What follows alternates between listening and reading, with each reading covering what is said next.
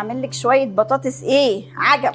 يا شيخة عجب. بطاطس ايه بس؟ تعالي شوفي الناس عايشه ازاي بقى. بقول لك بطاطس سيبي بس وبصل وعناية مش قادره خلاص. ممكن تعملي تسيبي إيه؟ الفيسبوك بقى والحركات دي وتعالي ساعديني شويه شويه. بقى. ده في شويه ستوري حكايه. بمناسبه الستوري، ايه؟ شفتي اخر ستوري كانت منزلاها فرح؟ لسه طالعه قدامي من شويه. خطيره البنت، بتلمع في كل حالاتها. مش خطيره ايه؟ هو ايه الفستان اللي هي لابساه ده اصلا؟ إيه؟ هي كلها على بعض كده، مش عارفه، مش عاجباني. ايه ده؟ ايه البصات دي؟ ايه ده؟ حقد ده ولا ايه ده؟ تعالى. حقد ايه بس؟ طب حقد غيرانه ايه؟ منك قاعده بتقطعي بطاطس وهي قاعده في الساحل. يعني مش غيرانه، بس هي مقضياها فساتين وفسح وخروجات بس بقى ما تجيش على الجرح بقى. ادينا قاعدين احنا نقعد نقشر وتعميني انا بالبصل بتاعك ده. طب على الاقل نشوف بقى صور الناس اللي بتتفسح واللي بتلمع، مش احنا. ده انا جايه هربانه اصلا، طفشانه انا من كل الحاجات. يمكن تطلع القعده معاكي اجازه ولا حاجه. لا بجد انا ابتديت احس انه انا يعني ناقصني حاجات كتير قوي. انا محتاجه ابقى شبه الناس دي. يعني اخرج، اعمل شعري، البس الفساتين الغريبه العجيبه اللي هم ممكن تبطلي بيلبسوها. تضايقيني ويلا نعمل قوي الرز. قوي اخد لقطه الساحل. مش عارفه ما بتجيش معايا. تعالي دايما بس- باخد لقطه المواعين تعالي وانا بغرق بس- في الحوض. تعالي بس نحضر الواقع دلوقتي. إيه؟ يلا احضري الواقع. يلا ده نعمل إيه ده؟ بقى مع بعض صينيه ايه؟ البطاطس وشويه يا تشيلي الرز البصل بالشعريه. عشان هموت. حاضر عينيا. هي مريم فين؟ هي قالت جايه. هي ايه؟ ابعتي لها تعالي كده، ابعتي لها. نكلمها كده اه نشوفها اتأخرت ليه. فين؟ ادخل الصينيه الفرن. ماشي. يا ريت. ما بتردش، يبقى زمانها طالعه على السلم.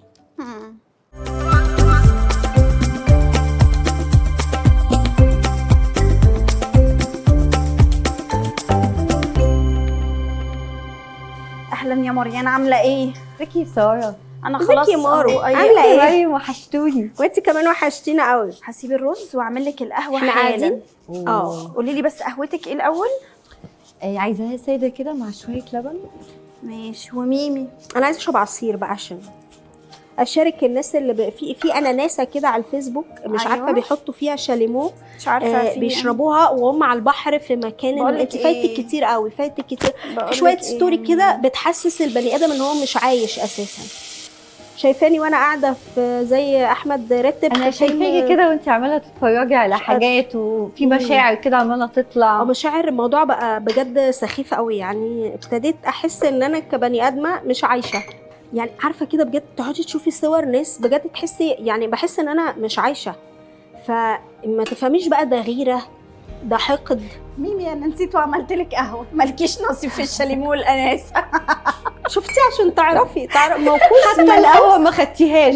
مفيش عشان تعرفي ان الانبساط والدلع ده بجد ليه ناس. ولكن الدور انا الجاي. بس اقعد اتفرج عليهم واندب على حالي واحس انه يا رب ليه انا مش زيهم. الناس كلها عماله تخرج وتسافر وتتفسح وتلبس دهب من هنا لهنا اهو، وانا جايبه 2 فالصو عشان بس ما تغركيش المنظر. يعني وده انا بس دهب بحاول على يعني. فكره. بحاول بجد. فبقى يعني مش عارفه دي غيره طيب ولا ده حقد. بس انا فعلا مش بقصدي ان هم يعني عايزه ابقى مبسوطه زيهم وبلبس زيهم، بعمل كل حاجه زيهم، بس يعني مش عايزه يولعوا في مكانهم. اشربي ايه واهدي كده وهدي اعصابك. هتكمل لك الاخت الفاضله على ما اتفرج كده. في 3 لسه ما شفتش بيعملوا ايه. ركزي بس معانا كده، احنا عايزين نعرف بس ونسالك.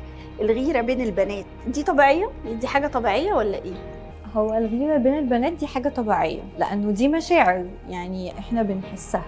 بس لغايه فين بقى احنا بنحس المشاعر دي، والمشاعر دي هي اللي بتسوقنا.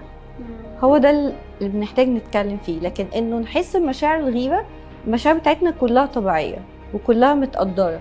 بس لو انا حسيت بمشاعر غيره، يبقى ده معناه انه المشاعر دي حركت حاجه جوايا بتقول لي انه خدي بالك في حاجه بتحصل دلوقتي جواكي.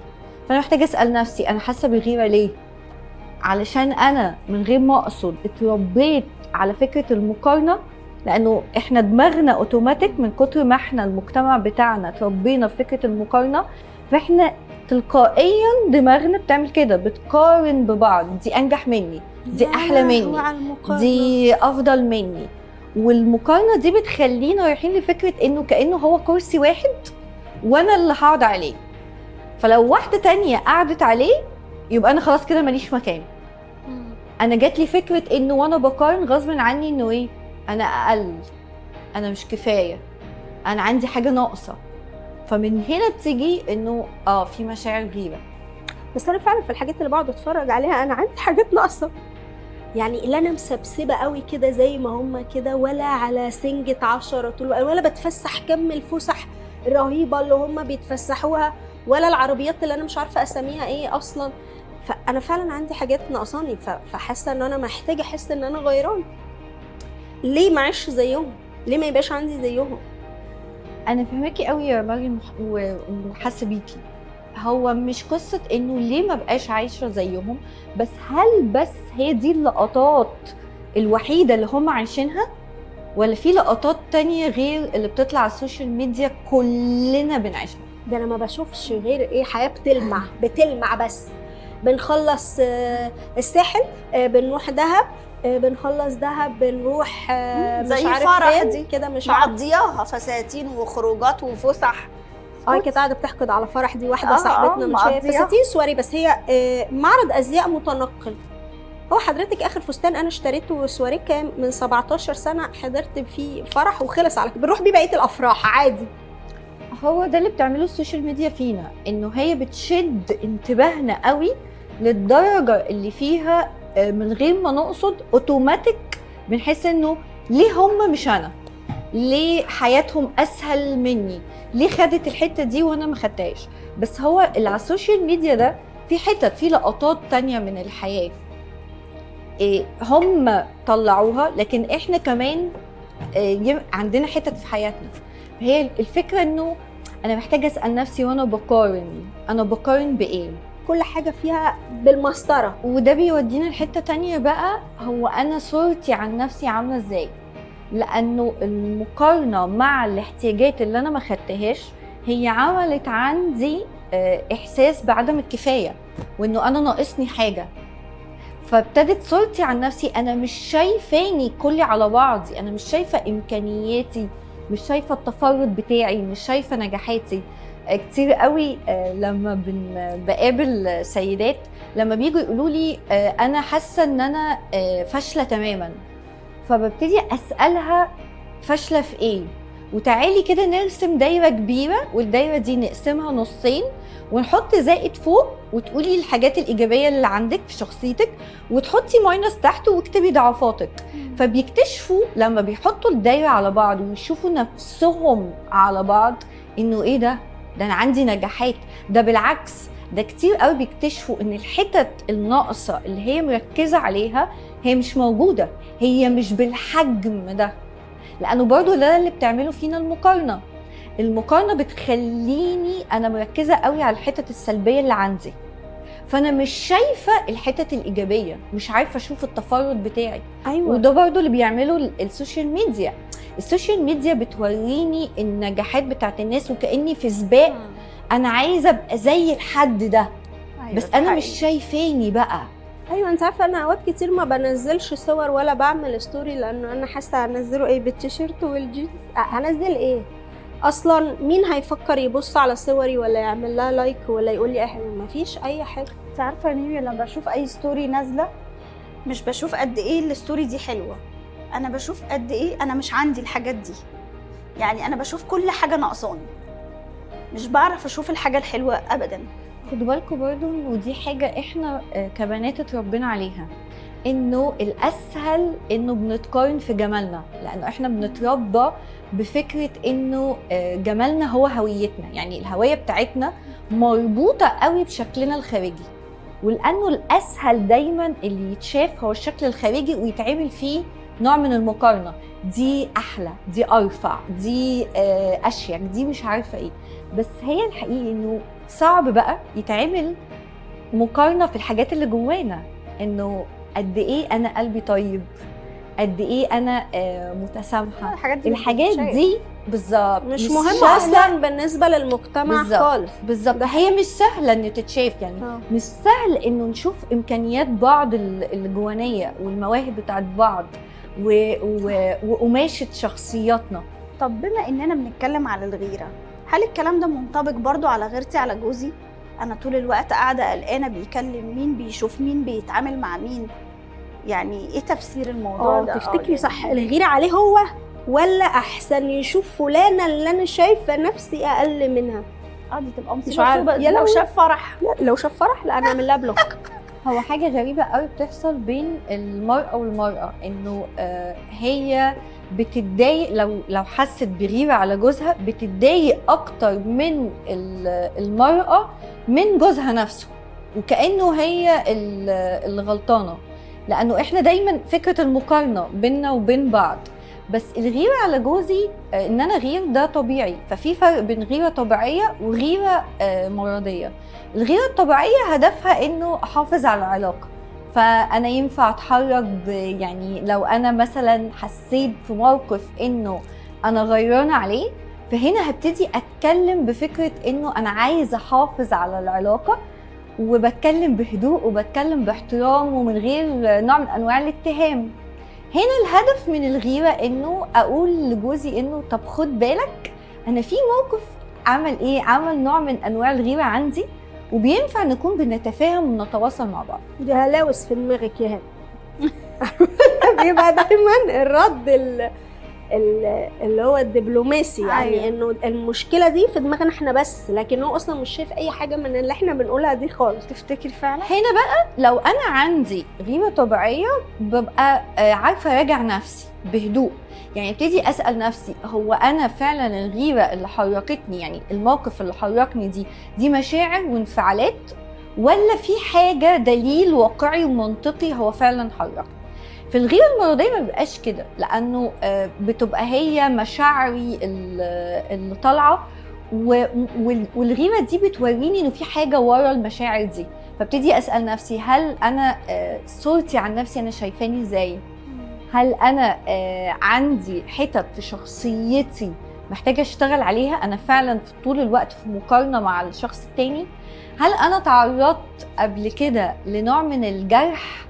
لانه مرات لو انا تعرضت مش بس في الزواج، لكن ممكن اكون قبل حتى الزواج اتعرضت لنوع من انواع الخيانه، او نشأت في بيت وشفت والدي بيخون والدتي، فبيبقى عندي فكره انه الخيانه أنا وارده. كمان هتخان بالظبط، في زرار كده بتاع الخوف كانه جاهز طول الوقت، هو هيطلع يعني في اي لحظه. برضو احنا المرأة عامة عندها فكرة الحدث الأنثوي، واحنا فعلا عندنا الحتة دي الموضوع ده حقيقي. دي حتة فعلا موجودة، بس امتى بتبقى خطر؟ لما دماغنا بتروح للتفكير الكارثي، يعني الابتسامة تصبح خيانة.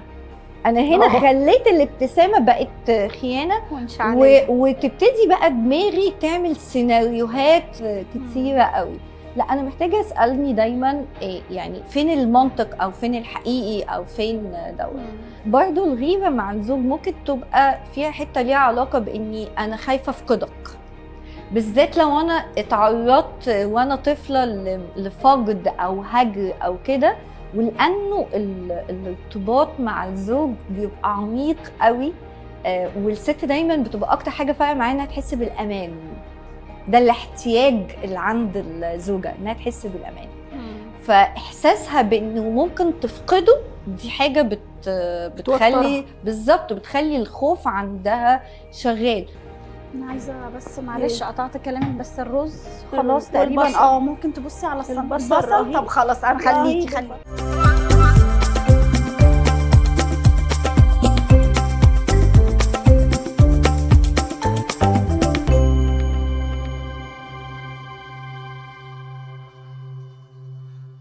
عارفه بقى مروه، انا ببص على الرز كده يجي بالي حاجه. عارفه الرز بالشعريه كده عامل ايه؟ كل حاجه ليها شكل وكل حاجه ليها لون. الشعريه طويله رفيعه كده وغامقه، والرزايه صغيره وبيضه يعني، بس بيكملوا بعض بيطلعوا رز شكله حلو في الاخر.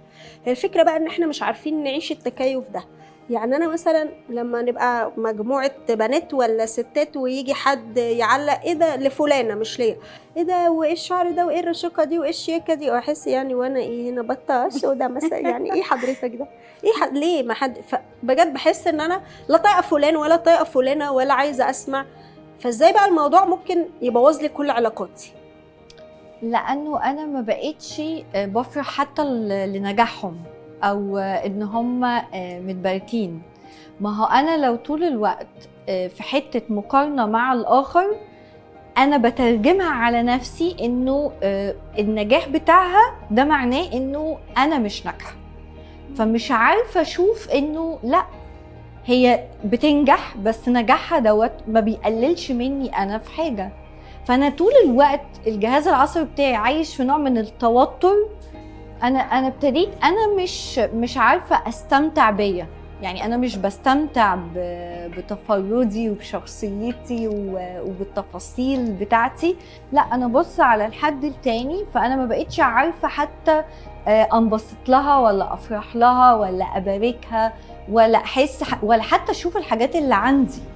يعني خدي بالك برضو انه الغيرة دي بتخليني انا مش شايفة ايه اللي عندي، انا طول الوقت شايفة اللي عند الحد التاني. عشان انا مش بشوف غير تريقة وتقليل او ايه ده، او بسمع بس كلام حلو عن التانيين، لكن الناس تيجي عندي انا وستوب، فاكيد انا مش زي. لا، والمقارنه شايفه بقى عامله ازاي، عندها عيال اهي وشكلها حلو ولبسها حلو ومهتمه بنفسها. تخيلي بقى لما جوزك شخصيا هو اللي يعلق. شايفه يعني دي عامله ازاي وهو عندها عيال زي. لو المجتمع رمى عليا حتة المقارنة، انا محتاجة انا وقتها اشوف انه لا، انا مش قيمتي في انجازاتي ولا قيمتي في شكلي اللي بره، ولا قيمتي في انه في حد تاني انا افضل من الحد التاني. احنا مش الحياة مش في حالة سباق، لكن انا محتاجة اشوف انه انا متفردة. عارفين عاملة زي ايه؟ زي كده انه ينفع نقارن الموز بالتفاح بالمانجا، ولا كل واحد ليه التربة بتاعته وليه الطعم بتاعه وليه اللذاذة بتاعته وليه الفوائد بتاعته. هي دي برضو احنا كل واحد فينا عامل كده زي الثمرة الحلوة الفريدة. فانا لما حد يجي يرمي عليا اي عنوان باي شكل من الاشكال، انا بقول لنفسي انه انا مش العنوان ده، انا مش الفكرة دي، لكن انا اكبر من كده بكتير. طب معلش بقى هسألك عشان بمناسبة الغيرة والأزواج، أنا لحد فين ينفع أغير على جوزي؟ وأنا مش عايزة العلاقة تبوظ والدنيا تتطرب على دماغنا، وانتي قلتي إنه في حاجة صحية، غيرة صحية، طب لحد فين؟ في غيرة طبيعية، يعني إنه أكيد لأني بحب جوزي ولأني مرتبطة بيه، ففي بعض المواقف اللي أنا ممكن أحس فيها إنه أنا غيرانة. الغيرة الطبيعية اللي فيها حب واحترام وفيها انه انا بتكلم معاه وعندنا تواصل عميق مع بعض وتفاهم مع بعض وعارفين نعمل مواجدة. يعني ايه مواجدة؟ يعني انا عارفة احط نفسي مكانه واسمعه وانا مكانه، وهو كمان عارف يحط نفسه مكاني. بس اوقات بقى لو الزوجة انا مثلا بتكلم مع جوزي بنوع من انواع الاتهام، تجريح، انه انا طول الوقت عايشه في حاله شك، انا طول الوقت عايشه في حاله اتهام، انا طول الوقت عايشه في حاله مراقبه.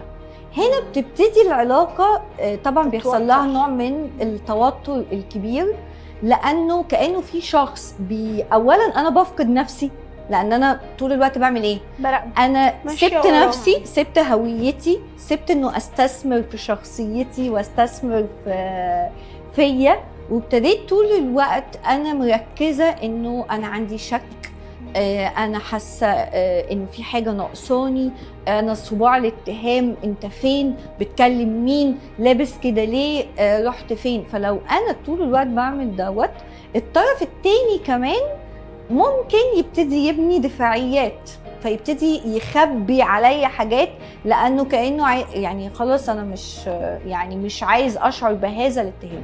هنا ابتدت العلاقه بيني وبينه حصل لها نوع من انواع التوتر طبعا. ما أنا تيجي حاسة إن الرز نشوف أصلاً فيه، البطاطس ونكمل. هتشوفيها انت البطاطس؟ ايوه اطمن على الرز بس لا يشيط. حاضر. اطفي بقى خلاص. هطفي عليه. يلا الله انا ريحته هحضر في حلوة. الرز وانتي طلعي البطاطس. طيب يلا بينا. راحت فين المعلقه اهي؟ استني اجيب حاجة. يا لهوي كان هيشد على اخر لحظه خالص.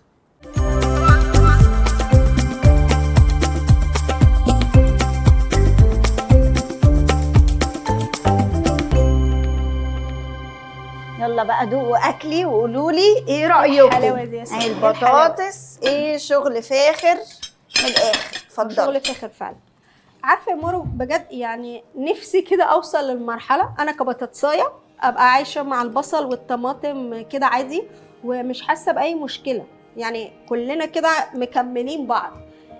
اعمل ايه بقى عشان اوصل للمرحله دي كده؟ يعني اعمل ايه لما اشوف فلانه كده ما اتعفرتش، ولما اسمع فلان بيمتدح في جمال فلانه ما اتشالش واتحط؟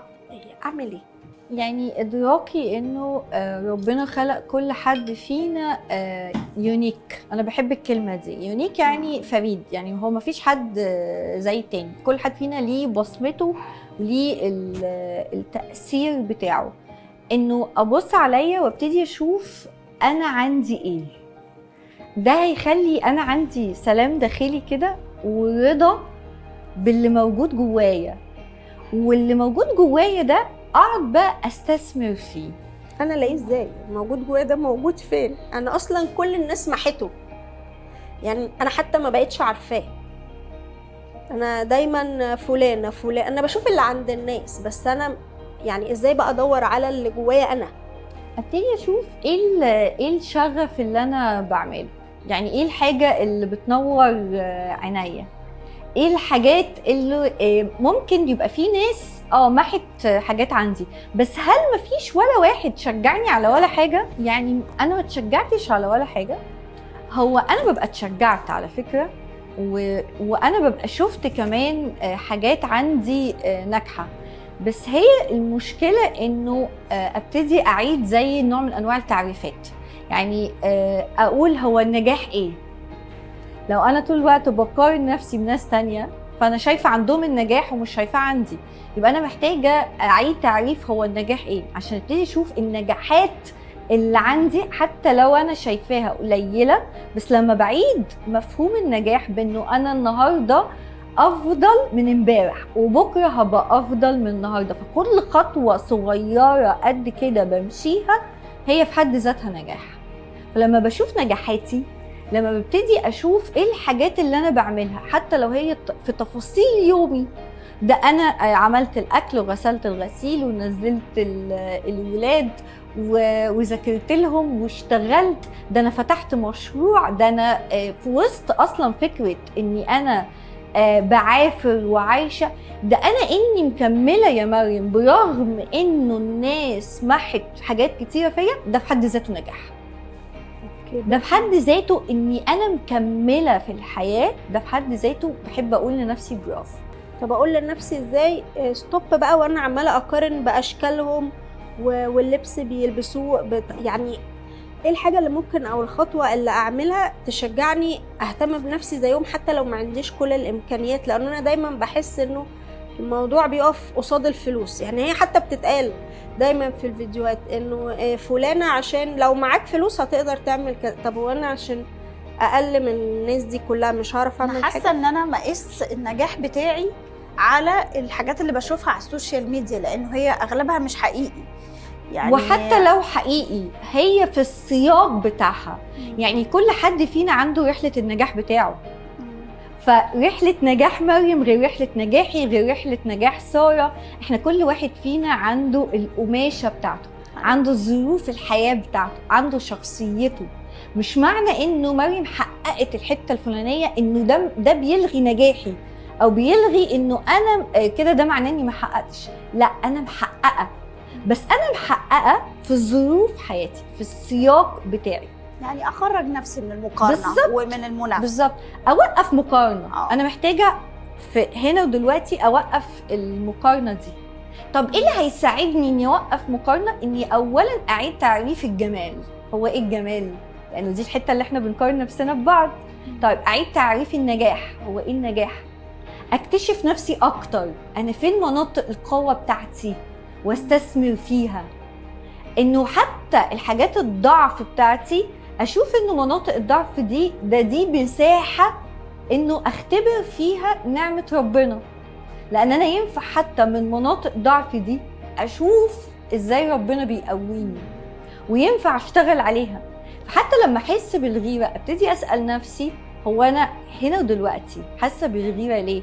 الغيره دي عامله زي المنبه كده اللي هو عمال يرن عشان يقول لي في احتياج انا محتاجه اسدده لنفسي بشكل صحي، في صوره عن نفسي انا محتاجه اشتغل عليها، كانه في طبقه داخليه مكسوره او في حته من ثقتي في نفسي انا محتاجه اشتغل عليها، في خوف عندي انا محتاجه اكون بطمني.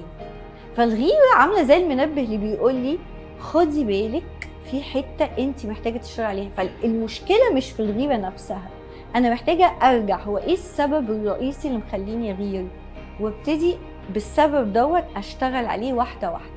طب بصي يا مروه، انا ارتحت لك. انا هقول لك، انا دلوقتي نيلت الدنيا مع جوزي، الغيره بقى والشك، ويعني بصي الدنيا اتبهدلت. ازاي بقى ارجع الدنيا دي تاني وتبقى علاقتي فعلا صحيه انا وجوزي، وتبقى غيره يعني سليمه زي ما انتي قلتي كده في الاول؟ طب بصي يا ساره، اولا انا في مثل انجليزي كده بحبه بيقول it's never too late، يعني عمر ما كان الوقت متاخر. وبرضه دي حته احنا في مجتمعنا دايما بنحس انه ايه لا خلاص راحت او باظت مني او انا مش هعرف اصلحها. لا، دايما ينفع اشتغل على روحي، بس انا قبل ما اروح اصلح العلاقه مع جوزي انا محتاجه امشي انا سكه مع نفسي عن اسباب الغيره دي ليه. لو هي عندي، يعني لو هو احساس عدم الامان او الخوف خارج مني، يبقى انا محتاجه اشتغل عليه، ابتدي انا اطمني. طيب، وابتدي بعد كده اروح لجوزي اتكلم معاه في ايه الاسباب اللي مخلياني غيرانه، ونتفق انا وهو انه هنعمل ايه مع الاسباب دي. لو في حاجات انا بطلبها والحاجات دي طلبات منطقيه انا عندي حق فيها، هنا احنا بنتفق احنا الاتنين مع بعض، لانه دي المحبه. المحبه هي انه احنا الاتنين بنضحي لاجل بعض، انا بمشي مشوار وهو بيمشي لي مشوار. لو احنا الاتنين عارفين نمشيها مع بعض يبقى كويس، بس لو احنا مش عارفين نمشيها، يعني حاولنا نمشيها وهنا لا مش عارفين نمشيها، او انا ابتدت الغيره عندي مؤثره قوي، او عندي برضو اسباب منطقيه مخلياني اغير، او انه الطرف التاني مش ماشي معايا السكه، لانه برضو وارد يا ساره انها بتحصل انه ممكن يبقى الزوج مش ماشي معايا السكه متجاوب. انا بحاول بس الزوج مش متجاوب. هنا احنا محتاجين نروح لحد مشير متخصص نتكلم معاه ويشوف هو الصورة من بره، ويساعدنا احنا الاتنين انه نسمع بعض في تواصل، وكل واحد يشوف هو ايه المشكلة اللي عند التاني، او ايه المشكلة اللي فيا، ايه الحتت اللي انا محتاجة اشتغل عليها. طب انا محتاجة احمي ولادي، يعني مشاعر الغيرة سيطرت عليا واكيد ولادي اتأثروا بيا، انا مش عايزاهم يوصلوا للحتة اللي انا وصلت لها، ازاي انقذهم؟ اولا انا هوقف مقارنه، ثانيا انا همدحهم لنفسهم مش للنتيجه. هخلي عيالي يشوفوا انه اللي المجهود اللي انت بتعمله في حد ذاته متقدر، يعني مش برافو انك جبت 10 من 10، برافو لانك اجتهدت. فانا بمدحه عشان شخصيته، عشان اللي بيعمله مش النتيجه، فيتعلم مع الوقت انه اجتهادي ده في حد ذاته حاجة جميلة، مش مهم النتيجة، لكن مهم انه انا اجتهدت وعملت اللي عليا. الحاجة الثالثة انه هعلمه ازاي يمتن. يعني الامتنان هو انه اشوف ايه اللي عندي وانبسط بيه، لانه كل ما انا بشكر ربنا على اللي عندي انا بعرف اشوفني. فدي حاجة برضو بتفرق قوي. ونقضي اوقات من الصلاة انا وابني ونصلي ونشكر ربنا على اللي عندنا، فهو هيتعلم مع الوقت انه هو مش بيبص عينه مش جايبه نص كوبايه الفاضي، لا هو عينه شايفه نص الكوبايه المليان. هي فعلا حته الشكر دي حاساها مهمه جدا. ناس كتير بتنسى تشكر، ده حقيقي. مهم قوي كمان انه طول الوقت اقول له كلام مشجع واديله ثقه في نفسه، ولو جه هو قارن نفسه بحد تاني لانه سمع دي، ابتدي اشاور له مش انه الشخص التاني اوحش منك، لانه مرات بنعمل كده، بنعمل العكس. ايوه، لا ابتدي اقول له انه انت يعني لو مثلا جه ابني قال لي انا اغبى من فلان، فابتدي اقول له لا انت ذكي بدليل 1 2 3، واديله ادله على انه هو ليه ذكي. مش بجامله وخلاص، انا مش بقول كلامه خلاص، لا انا بشاور له. فمع الوقت هو بيتعلم انه مش بيغير من الآخرين. كمان لما بيشوفنا إحنا الكبار بنفرح للناس التانية وبنباركهم وبنبقى معاهم في الحاجات اللي فيها فرح وفيها نجاح وفعلا مبسوطين وإحنا معاهم، هو بشكل تلقائي قوي بيطلع قبران بإنه ده الطبيعي، ده الطبيعي. احنا اتكلمنا السنة الأكل أكيد برد. يلا بقى، يلا يا مارو، يلا يا ميمي ندوق بقى. متحمسة قوي. القمر، الله، هو ريحته حلوة قوي.